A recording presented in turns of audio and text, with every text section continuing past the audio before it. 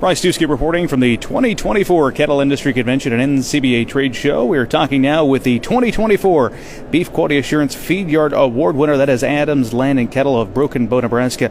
Abram Babcock is the president of the group. He joins us now. Congratulations on this honor. What's it mean to Adams Land and Cattle to be recognized? This is a great, opportunity and recognition, Bryce. We've been focused on BQA for a lot of years, so it's kind of cool to see, the organization, our employees kind of get noticed and rewarded for all the work that's went into it.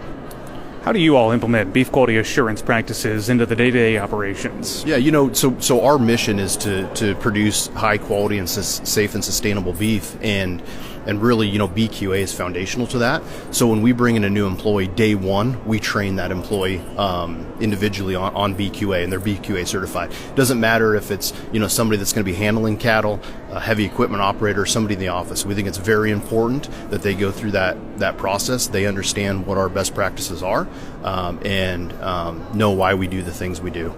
One of the unique things that I noticed you all have done is invest in youth across the area and youth quality assurance. Talk about that aspect. Yeah, so the youth quality assurance piece, we've partnered with the Extension there in Broken Bow for I think the last 7 years, and really to educate and have an interactive quality assurance experience for all of our 4-H and FFA members. So every year in May we typically do something different to educate them on the stuff that we're doing on a daily basis across all of the different species. Let's back up a little bit, too. I think a lot of our listeners are very familiar with Adams Land and Cattle, but for those that are not, give us the size and scope of where you all sit with your operation today. Yeah, so we're a family-owned business located in Broken Bow, Nebraska. So we would have 2 yards in Broken Bow, 93,000 head capacity there. We have another yard that we partner with in Bertrand, Nebraska. And then we would have cattle kind of spread out in Kansas, Nebraska, western Iowa, and South Dakota. What's been the key when it comes to growth from your perspective? Is it incorporating some of the things like BQA over the years to keep the operation moving forward? BQA has definitely been foundational, right? Adams has always been focused on continuous improvement. So, every day challenging the status quo and how we get better. So BQA is part of that, right? BQA is very dynamic and changes over time as best practices are researched, implemented, and measured. So it's been foundational. I would say the other piece of our success has been how we use data, which is tied to BQA very closely, right? So that from the day we own an animal, we put an electronic EID in them, and we track everything at the individual animal level. So therefore, we can verify and measure as that animal moves through the supply chain. Has it moved? Has it been treated?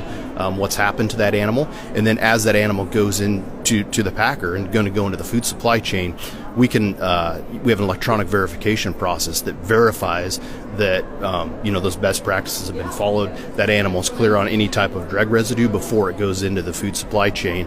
And ultimately our objective is consumer confidence, right? I think everybody in the beef industry's goal should be, how do we increase consumer demand? And I think we do that through consumer confidence.